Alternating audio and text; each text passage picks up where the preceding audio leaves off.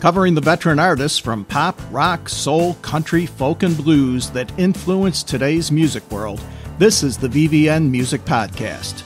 I'm Roger Wink, and on today's show, we review a few notable new releases, talk with Dave Edmunds about his new all-instrumental album, and look at This Week in Music back in 1969.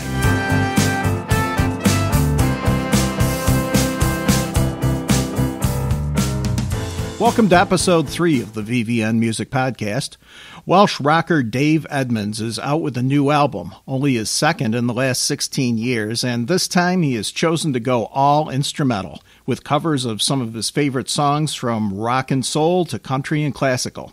We talked with Dave earlier this week on the new set and his career, but first, let's take a look at a few recent releases. Love is shining on us, baby. Let's play the song.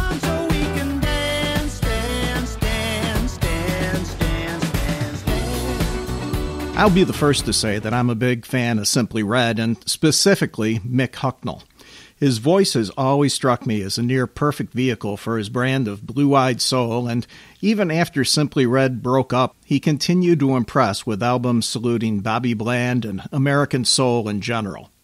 It's that appreciation for Hucknall's talents that make me a bit disappointed in the Simply Red comeback album, Big Love. Now, mind you, it's not a bad album, it just hasn't impressed me as much as their past efforts. The first problem seemed to be in pacing. After two great opening tracks, called Shine On and Daydreaming, the album settles into a slower groove that had me wondering if I was listening to Simply Red or Air Supply. The individual songs are excellently written and have some nice hooks, but there's just a sameness to them. The second half of the album, though, picks up considerably, and a little of the Simply Red flair starts to encompass the music. Variety is also the word for the rest of the set, with such songs as The Old Man and the Beer, which has a smoke-filled, jazzy juke joint feel about it. Secondly, there just seemed to be something missing in Hucknall's vocals, almost a lack of commitment to some of the material. Don't get me wrong, there's still a lot to like about this album. It just falls short of the high standard of what normally comes with Simply Red.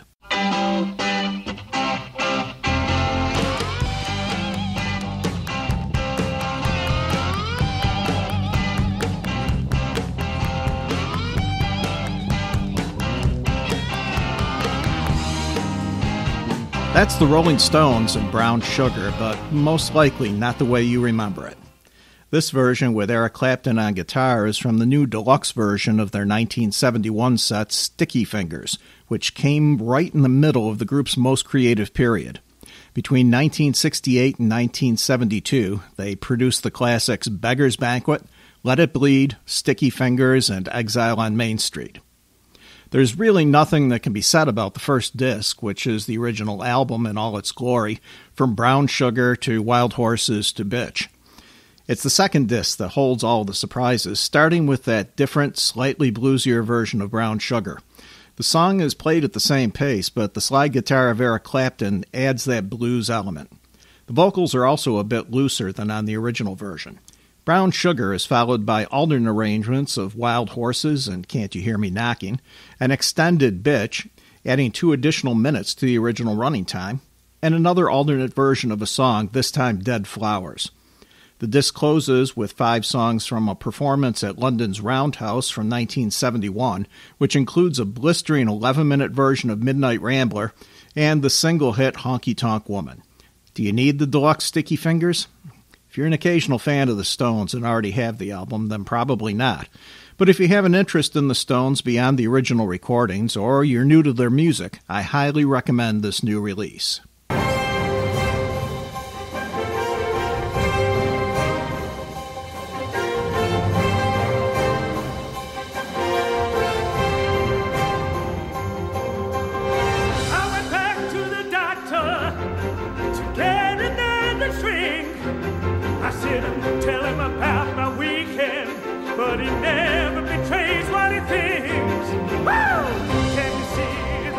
Yes, that's music from The Who's Quadrophenia, as performed by Alfie and the Royal Philharmonic Orchestra. It's all part of the new classic Quadrophenia album that was assembled by Townshend as part of his effort to have all of his music arranged for orchestral settings. The album is superb, from the arrangements by Rachel Fuller to the singing of Alfie Boe, but be warned that it's not for everyone. You have to keep an open mind and be able to accept such a classic rock opera being recast for a much more conservative, classically based audience. There were times while I was listening to the album that I could see this being easily transferred to the Broadway stage. It was like Quadrophenia in the style of Les Mis. The real revelation is tenor Alfie Boe, who, while an obviously trained operatic voice, is still able to, on occasion, pull off the sound of a mature Roger Daltrey sound and swagger. It's an excellent version of the rock opera, but make sure you sample some of the tracks before you buy it to make sure that it falls into your own taste in music.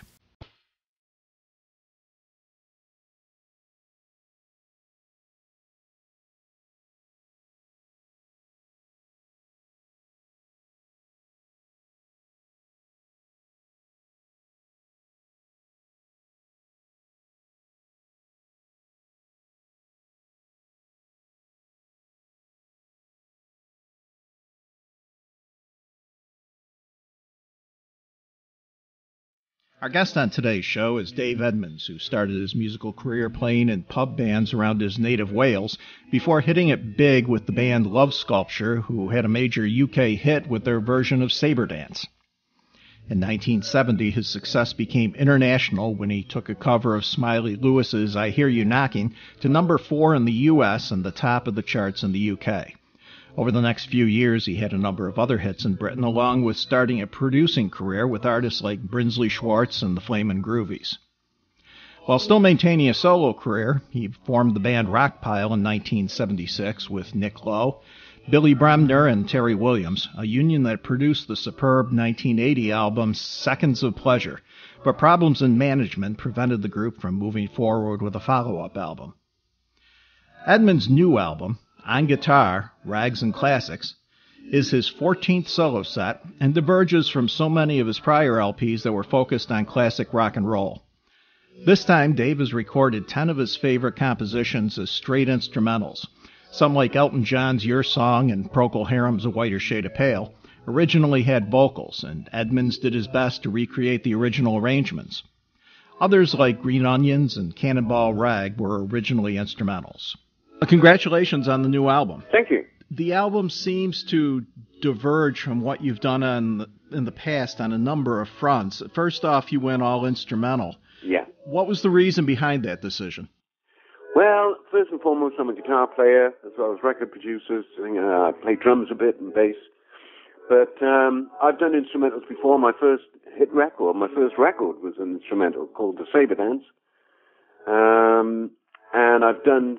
one of my influences, which I keep pretty much to myself as far as making records goes, I started when I was about 16, 17, getting interested in the Chet Atkins, Merle Travis style of thumb picking. And it's something I do in hotel rooms when I got nothing else to do. I also did some acoustic gigs on my own when I was featuring a lot of that stuff. So I thought I'd make... an album of guitar music because, well, I'm a guitar player and I've got my own studio. It wasn't a planned release as to make specifically to make a guitar album. I was just having fun at home. It's more like a hobby. And I've got the Logic Pro, which I love as digital recording, much better than analog tape. I would never go back to that. So I can, in other words, I did it because I can, and I did a few tracks, and I thought, oh, this could be going somewhere, and I wanted to cover the whole aspect of guitar playing in my style, which would cover acoustic and electric, and pop songs, which I love, good, well-crafted pop records, as well as any other genre, but that's what, when I got into the music business, it was singles-driven. It was the 45 hit records, and I just love them. I just love the idea of it. 3 minutes of something that's well crafted and put together. So I thought I'd do that, keep it close, pick some of my favorite pop classics, keep the backing pretty much the same as the original, but instead of vocals have the Stratocaster. So half the album is that, and then I go onto the acoustic side just to give a good spread of it all. You know, what people may not realize is that this whole album, along with, I believe, all of your last album, the album Again. Yeah, You played every instrument on both those, correct? that's right. Do you like that kind of autonomy? I love it. I do. Also, if there's something I need on the record that I can't play, I like to get the finest musicians I can. On horns, I've had the Memphis Horns play on a few things, and I just love working with other top-class musicians as well.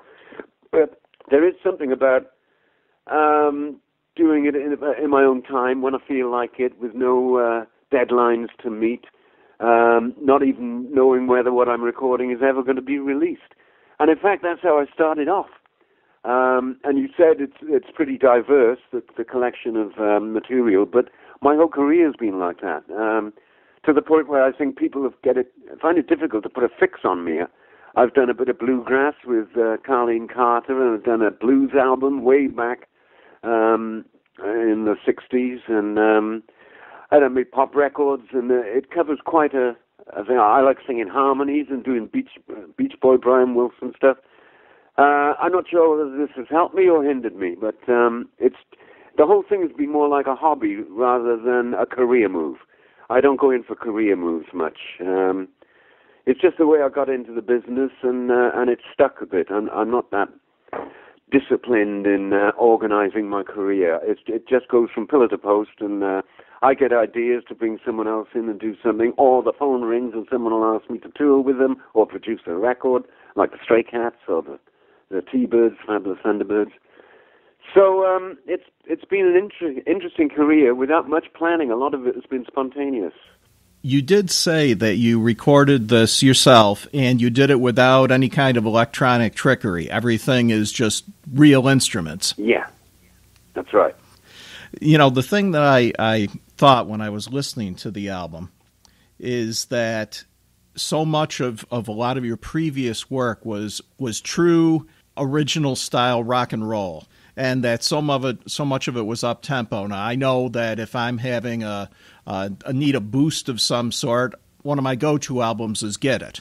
Oh, yeah. And but this album starts out very mellow, and then about halfway through it picks up. Was that a plan of yours in the way you sequenced it? Yeah, I wanted to start. I thought, how am I going to do? I don't want to keep hopping from electric Stratocaster to acoustic guitar back and forth. I thought it might be a bit confusing, so I ran them all to the electric ones together, and then gradually eased in using Your Song, which is a classic record, but I did it acoustically, and then that eases into the other acoustic stuff, doing stuff not so well known, like the Merle Travis and the Chet Atkins tracks. And I threw in Green Onions because Booker T and the MGs is my favorite band ever. And Steve Cropper in particular, who's a good friend of mine. He's been a great influence to my playing. You do salute a lot of the great songs, especially from the 60s and before. How did R. Kelly's I Believe I Can Fly sneak in there? I've always loved the record. I thought it was a beautifully constructed and well-crafted piece. But I was working with Jules Holland for a year. I did the summer tour, his winter tour, his New Year's show, two of those, and his weekly show called Later. And I was there in the studio, and R. Kelly was on, and he did a live version of that in the studio. And I was just, everyone just stopped dead in their tracks to listen to this. I think he's got a unique singing style, and I think it's a very clever song, very well put together. And I like taking people by surprise sometimes. You never quite know what's coming next with me. You seem to have a real genuine affection for Elton John's Your Song. You used it on both your last album and this album. Yeah, the reason for that is the last album, again, wasn't released as a CD in America because there was a contractual problem with a few of the tracks, more a record company thing, not to do with me. I suppose it's available on the internet, but the physical CD was not released in America. But when I came to put this album together, I realized that would be the perfect segue from the electric stuff, the electric modern classics, into the more obscure sort of acoustic picking. And I checked with the record company, and they went, yeah, they were a bit wary at first. I said, well, now this is going to be, now I own the rights to this album, and I can release it anywhere I want, and I really need it. I wish I hadn't put it on the Again album now. and then that would have been better. But it is a lovely song. It gets me every time I hear it. When I hear Elton doing it, gets me. And I'm not the only one, you know. I mean, it's probably one of his best-known songs still, best loved.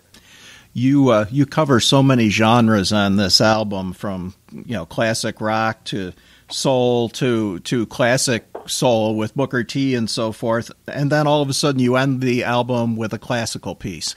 Yeah.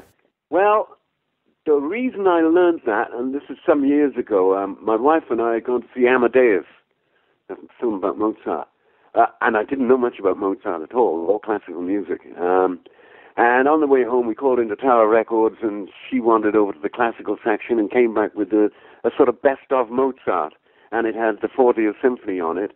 And I was playing it in the car and playing it at home. I said, this is a terrific piece of music. And it opened my eyes to Mozart and just how brilliant he was. And I just started mucking about doing the first couple of notes, diddle-dun, diddle-dun, with keeping the bass line going.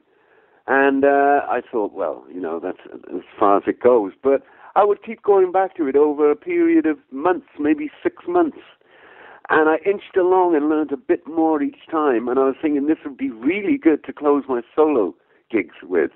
And that turned out to be right. It takes people completely by surprise to see someone on stage with just an acoustic guitar playing the first movement of Mozart's 40th Symphony. I just thought that was kind of perverse in a way, in a nice way, and I like that. If that's the right word I use there. But at least it'll catch people by surprise and go, wow, weren't expecting that. So then one day I just went into my studio and I laid down, I put it down in one take and then added a little bit of bass here and there later. And I thought, well, rather than it just sitting on the shelf, this should go out. I should get this out somehow. So it seemed like a nice way to finish off the album. Speaking of touring, are you planning on doing any behind this album at all? I don't know about this one, whether it would work. See, the band I work with, they're Swedish, because I do a lot of work over there. It's a really good market for me. I can go back and forth practically whenever I please and fix up tours or gigs. And so I've got this great Swedish band, and I'm going to think about next year getting them over to Britain, and then I think we're going to Australia early next year, and then I'd like to try and get over to America. Whether any of this will work with the four-piece band, I don't know until I start getting to the rehearsal studio. Did you do the mixing also at your own home studio? Yeah. Everything? Yeah, everything. Well, with digital recording, you're mixing as you go along, really. You put each instrument at the level it should be, and by the time you put all the instruments on, it's pretty much mixed level-wise. You can fool around with the effects a bit, but analog recording, you record everything and then start again and from zero, all the faders down, and start mixing it. With digital recording, it's always in place. You're building it up, and by the time you get to the last item you're going to record, it's pretty much mixed. You mentioned the Fender Stratocaster. Have you played that your entire career? No. I played I had a 59335, which I became synonymous with, and I used it on everything, and every photo of me was with that. And what I really wanted was a really good Strat, but I never came across one until, a few years ago, about 5 or 6 years ago.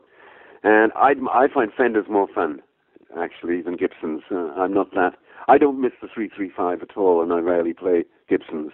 I find Les Pauls a bit too small and too heavy. So I'm a Fender guy now. So it's the Telly and the Strat for me. Before your last album, Again, you took more than a decade off from recording your own work.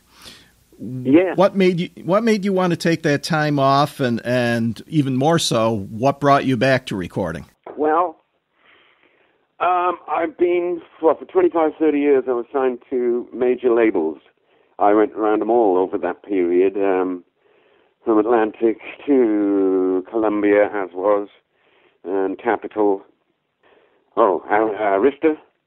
And eventually, I wasn't signed to a label anymore, and I was in my 60s, because they don't do that. They go for younger artists. You can't just be signed to a label, major label, all your career until your old age.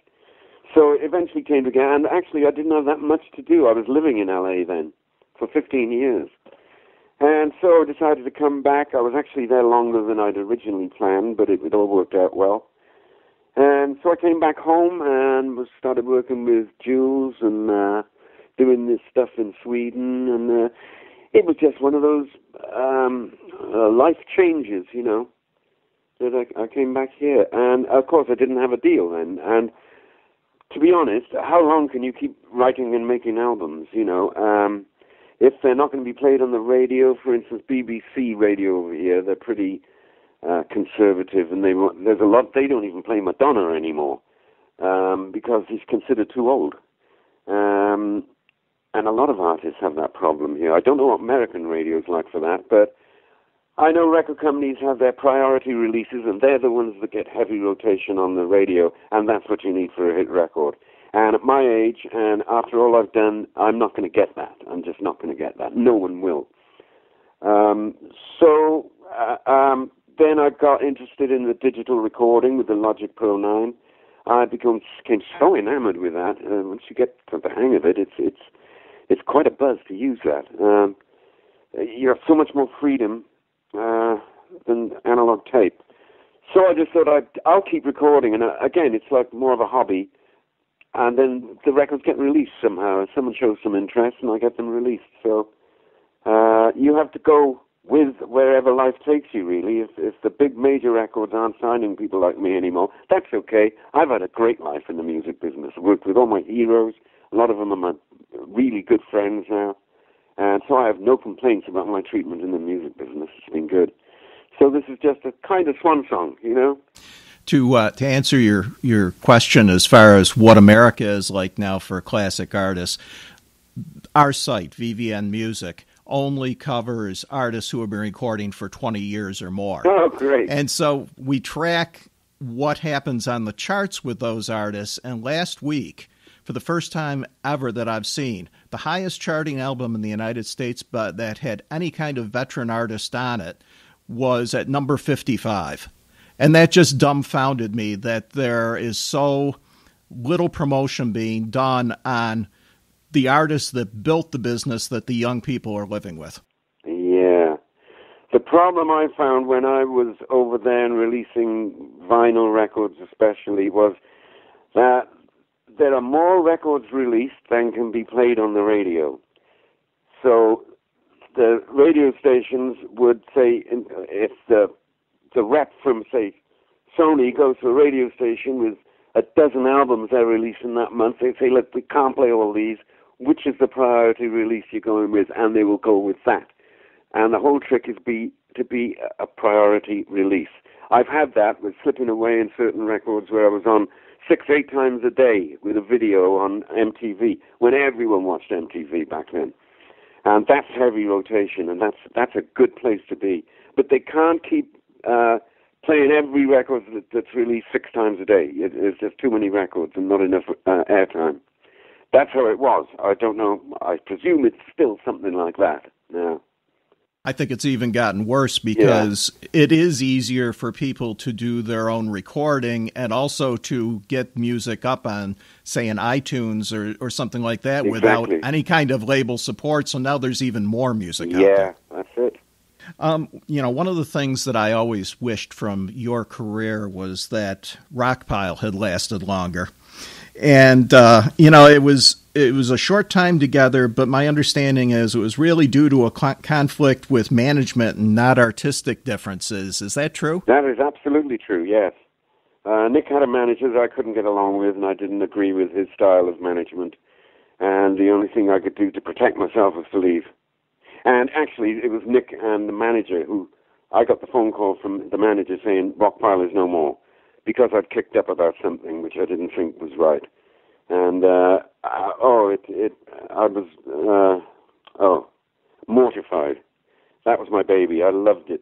In fact, we only got together, me and Nick, because he'd left his band, Brinsley Schwartz. I didn't have a band. I'd moved up to London. Terry Williams had broken up he'd left his band, called Man. Billy Bremner was in a band, and they broke up. So we just came together to do a few gigs in London because we had nothing else to do. did a few short rehearsals, and then played the Nashville Rooms and the Hope and Anchor and these various London gigs. I never expected it to last as long as it did.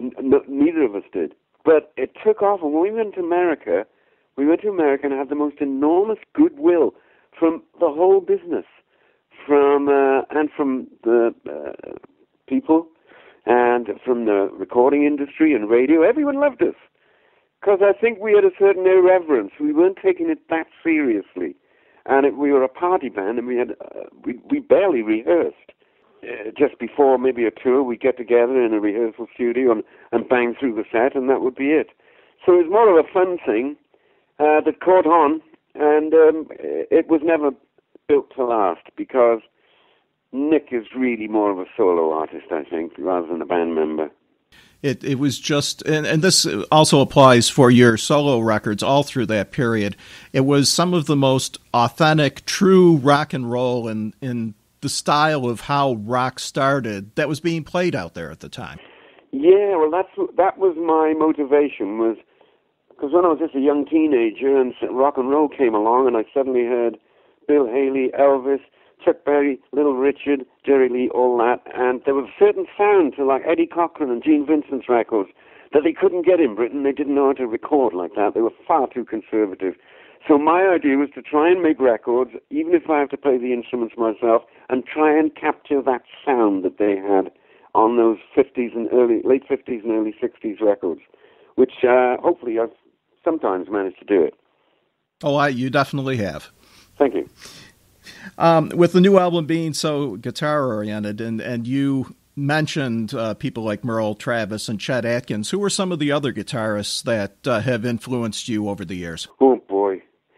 Well, there's Jerry Reed, who's the most complex yet fun. You can almost see the smile on his face when he's playing. The same with Merle Travis. They're definitely having some fun when they're playing. Eric Clapton, when I first saw him with John Mayall, that was something. And there's so many. Where do you stop with guitar players? I don't know. There's Jeff Beck. There's some of his stuff I love. Some of it I'm not so keen on. And there's a new guy I just discovered called Johnny Hyland from Nashville, the blind guy, who is just phenomenal. He plays like Albert Lee. Albert is another influence of mine. Yeah, I keep a lookout, keep my ear open for all the guitarists along the way. There was Cliff Gallup with Gene Vincent, James Burton, who started with Ricky Nelson. That's the sort of playing that really... Steve Cropper and James Burton, that was a big... They were big influences on me. Anyone else new coming up through the ranks that you're really impressed with? Well, I saw Joe Bonamassa on TV in a concert, and that was pretty impressive. And like I said, I don't know if you've checked out Johnny Hyland. He's still only playing little clubs at the moment, but he's from Nashville, and he does every style better than everyone. He's just phenomenal. Well, look, I want to really thank you for joining us here today. I really wish you the best of luck with this album. It has some very, very impressive guitar playing on it. Thanks a lot. I appreciate that. Our thanks to Dave Edmunds. His album, On Guitar, Rags, and Classics, is available now. This week, we're going back to the week of June 14th, 1969, 36 years ago from the date of this podcast. The top 10 singles for the week were a good example of how radio, at the time, was willing to play music from a variety of genres, with entries that fall into rock, pop, soul, country, easy listening, and even one of the biggest gospel hits ever. One is the loneliest number that you'll ever do. Two can be as bad as one. It's the loneliest number since the number one. At number 10 was the first major hit for Three Dog Night. Although they had cracked the top 30 earlier in the year with a cover of Otis Redding's Try a Little Tenderness, it was the single One that gave them the first of their 11 top 10 hits. Like so many of their hits, the song was a cover, this one written by Harry Nilsson and released on his 1968 album, Aerial Ballet. These eyes cry every night for you. arms. The Guess Who were also having their first major hit, at least for the current band lineup, at number 9 with These Eyes. An earlier version of the group had a moderate hit in the U.S. 3 years earlier with Shakin' All Over, and scored 3 additional top 10 hits in their native Canada before vocalist Burton Cummings joined the group in 1968. These Eyes was the first of 5 top 10 hits in the U.S. for the band. Oh, yeah. Oh, listen to me, people. I ain't got time to think about money. Marvin Gaye was coming off the biggest hit of his career. I heard it through the grapevine when he released the up-tempo song Too Busy Thinking About My Baby. Number 8 this week in 1969, it would eventually peak at number 4 and become his second highest charting record of the 60s. I remember the song well, as it was used every Saturday for about 2 months on American Bandstand as the tune used for their dance contest for the year.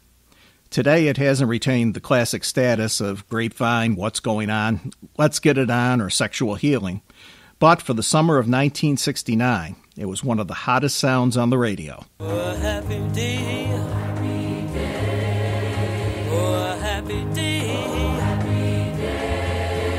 When Jesus walked. At number 7 was a rarity, a major gospel hit.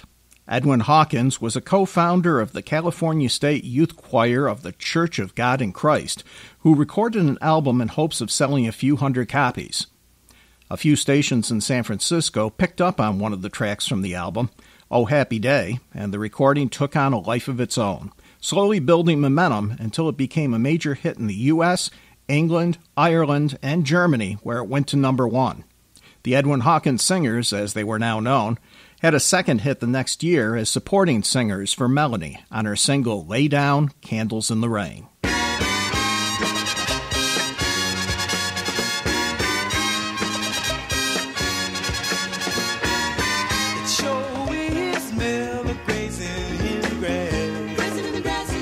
In 1968, jazz artist Hugh Masekela had an instrumental hit with the song Grazin' in the Grass. A year later, the Friends of Distinction recorded a vocal version of the song, eventually taking it to number 3. The Friends of Distinction had a short but fruitful career in 1969 and 1970, scoring 3 major hits, Grazin', Goin' in Circles, and Love or Let Me Be Lonely. Wake up in the morning with the sunshine in your eyes. At number 5 was the only hit for the band Mercy out of Tampa, Florida. The song was written by Jack Sigler Jr., the only original member of a group that had a revolving door of members. Originally recorded for a small drive-in movie called Fireball Jungle, the song was picked up by Warner Brothers, who turned it into a number 2 hit on both the Hot 100 and Adult Contemporary charts. By the way, Mercy still tours today with Sigler out front.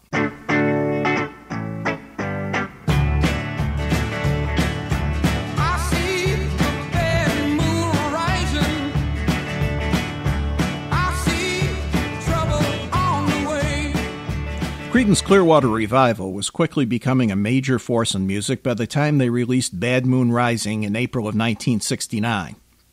The song, which was at number 4 this week, was the second of CCR's 5 number 2 records over a period of 2 years. Amazingly, they never were able to get a song past that position to the top of the charts.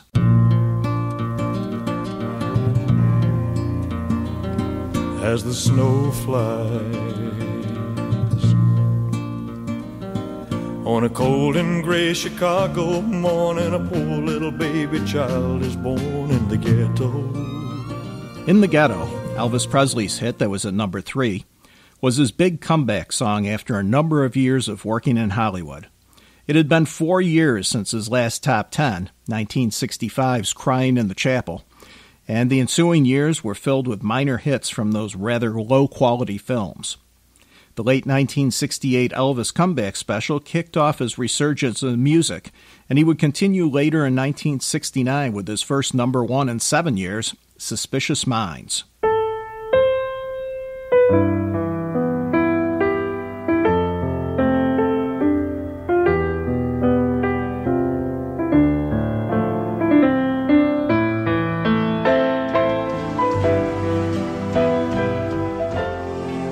and number 2 was one of the last major motion picture instrumentals to hit big.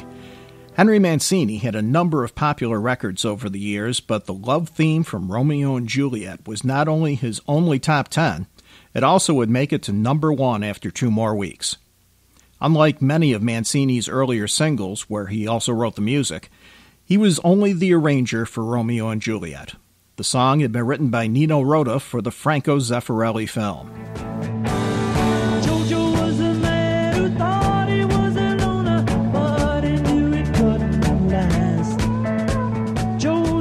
Finally, at the top of the week's chart was the Beatles with Billy Preston and Get Back, which was amazingly the first single released by the group in the U.S. in true stereo.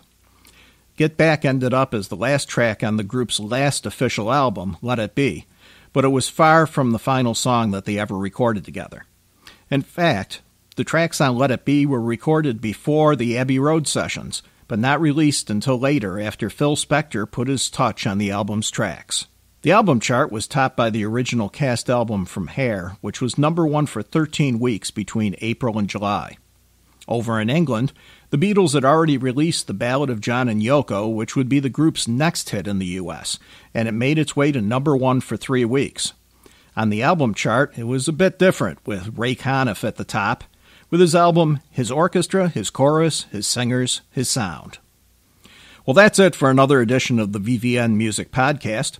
For the latest news on the veteran artists of rock, pop, soul, country, folk, and blues, check in at vvnmusic.com. And if you have any comments or questions about the website or this podcast, please send them to vvnnetwork@gmail.com. Our theme music is performed by Yahar. This program was recorded on June 15th, 2015, and is a production of the VVN Network, copyright 2015.